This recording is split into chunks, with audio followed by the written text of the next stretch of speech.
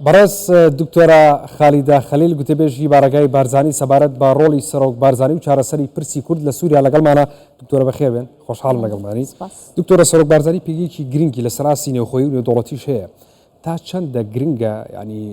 کوردانی سووریا و ڕۆژاوای کوردستان سوود لەو ڕۆڵە گەورە گرنگە بگێڕن، هەم بۆ ناوخۆم بۆ دەرەوە. سپاس بێشی زۆر زۆر گرنگە پەیامی جەنابی سەرۆک بۆ کە جەنابی سەرۆک بەخۆ مەرجعی کووردە زۆر ئەزمونێکی دوور و درێژ لە سیاست هەیە. ئەوە یەک دووەم خبرەتی ئەو وڵاتانەش هەیە کە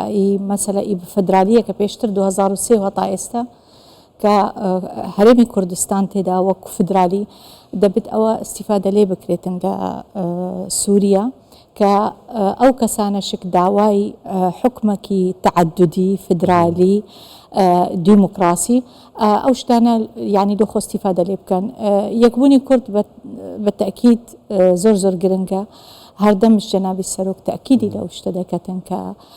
کورد بەخۆش داوای مافی خۆ بکەن لە دستور بنوویسن،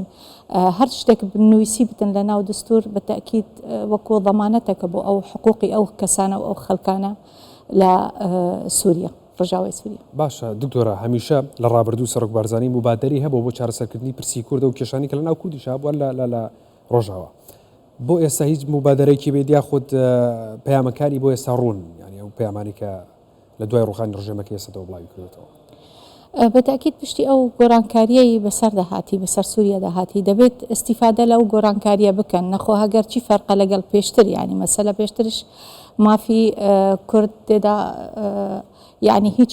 مافەک نەبوو کورد سووریا لەگەڵ ڕێژیمی پێشتر کە ڕێژیمی بەعس بووە. لە هەر حکومەکی فەردی پێ دەڵێن، یان هەر حکومەکی دکتاتۆری بە تەکید مافی هەموو خەڵک تێدانینە، هەموو پێکهاتە تێدانینە. لەوە ئەگەر ئیستیفادە لەوەی بکەن کە حکومەکی فدرالی بتن، دیموکراسی بتن و مبادرات گول بدەنە مبادراتی جەنابی سەرۆک هەم وەکو خبرە و ئەزمون، هەم وەکو مەرجعی کورد، هەم یعنی بۆ داهاتووی ئەو وڵاتە یان بۆ پێشەڕۆژ ئەو وڵاتە شتێکی باش دەبتن ئەگەر ئەو مبادرانە پێی بکەن و جیبەجی بکەن. باشە دکتۆرە، بۆ کوردانی یەزیدی لە سووریا بەتایبەتی و کوردانی لە شەڕی لوبنان گیریان خوارد بوو، داوایان لە سەرۆک بارزانی کرد بوو هاوکاریان بکات، ئەوان چیان بۆ کراوە؟ ئەو کوردی ئێزدی عەفرینێ بوون وەختی شەڕ ڕوودای پێشتر سووریا،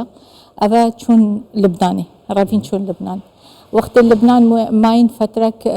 وضع تكتشوش بر حرب على لبنان أفيا تالي دروز بينا برا إسرائيل وحزب الله ولبنان أو كسانا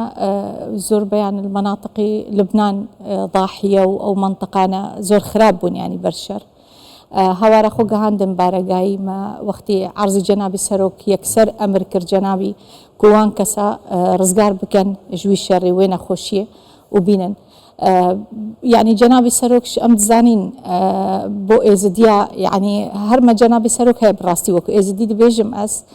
مەبەست جنابی سەرۆک بارزانی هەیە. هەردەم تشتێک هەبتن کێدەرا دنیاە بتن، هەر کوردێک هەبتن هاوارا خۆ بگەهینتە جنابی سەرۆکی، هەر کەسێک ئینسان بتن جنابی سەرۆک بتەکید، يعني هەر پشتەوانە و هەر الگەل ماف و حقوقی وان کەسادایە. لەوە وەکو ئێزدیشک بتایبەت هەموو وەکو کوردی ڕەسەنین ئەڤە گەلک گرنگیەک هەیە، هەم جەنابی سەرۆکش وەکو پێکهاتە گەلک احتیمامی ئەو مەلەفی پێکهاتەکان هەمووەشک گەلک ینی هەموو پێکهاتاشک لای جەنابی سەرۆک گرنگیا خۆ هەیە. ژبەر هەندێ ئەمرە هات کە مەکردنە سێ وەجبە مەهینانە هەرێما کوردستانێ، هەر کەسی مەگوتیەش هەر کەسی داواکەت بزڤرتە عەفرینێ ڕێڤەکریە بلا بچتن ئەگەر حەزکەم بچن سەر شۆن وارد خۆ بوونە سێ وەجبە ژماراوان شێک نێزیکی 205 کەسایە نۆکەل ناف کەمپێنە منظمە خێرخوازیە بارزانی شک بکاریوان ڕادبێت وەکو مەجلسە ئێزدیە سووریەژێک گەلمە سەرخەت بووە کە ناوێتوان بۆمان نویسینە. بتەکید حکوومەتە هەرێما کوردستانی هەموو هەوڵدایە و هاریکاریە کە هەم علاقات مە دەربە برابوينا بواجبي رابوينا وهم وك وزارة داخلية شك وزارة نافخوشك هم رولكي ما زنجي رايا الفي بابتي هم لا نتميت أمنيشك بسو باسيفا حمولا كسر خدبويا حتى أف أمري جناب سروكي جيبويا باشا دكتورة للرابردو ده هاوكاريكي زوري يعني كردان رجاوتان كردووە لە ڕێگەی ڕێکخراوی خێرخوازی بارزانیەوە بۆ ئێستا هیچ پرۆژەیەکی نوێ هیچ هاوکاریەک هەیە کە بەردەوامیش هاوکاریتان کردوون لەم دۆخەی ئێستا دوای ڕوخاندنی ڕژیمی بەشار ئەسەد منظمات خێرخوازی بارزانی بالتأكيد رولكي زوري جرنج هي هم الولاطي سوريا هم ليرشك يعني كيارمتي أو خلق ددن استشتنا كامبانا أو وجباتي هاتين حمو أو بيرابينا والناف عفريني وسوري وانا شكاري كاريا خلقي خدن طبيعي يعني أو منظمة رولكي زوري باشو قورة دبتن زۆر باشە نوێنەری مەسەدە لە چەند ڕۆژی ڕابردوودا چاوی لە ڕۆڵ و پێگەی هەرێمی کوردستان بوو لە چارەسەرکردنی پرسی کورد لە سووریادا هیچ هەوڵێک هەیە و هیچ مبادرەیەک هەیە لەلایەن هەرێمی کوردستانە بۆی کە پرسی کورد مافی کورد پارێزراوێ لە سووریا همو احتمالات ذكرية لسوريا براستي بشتي أو رخانا رجيمي بيشتر همو احتمالات هيا أم خدنكت يعني احتمالاتي شر هيا احتمالاتي أو هيا زاني هيزك هيا مثلا ناف أوي دابويا كيشيا أجر أو هيزا سحب ببن يعني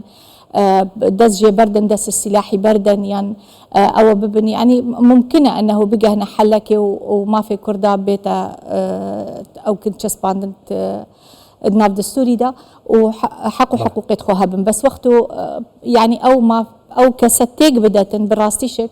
أم دبيجين بفكري يعني أجر أو هزت بكا وانا درنتشن لي سحبنا بنيانش سلاحنا فيجن دبتا كيشيك باشي وقت الشرق بتن أو دبتا كيشيك مصر بله برز دكتورة خالدة خليل قلت بيجي بارقة بارزاني سباس بامو دبني برز بخير من دكتورة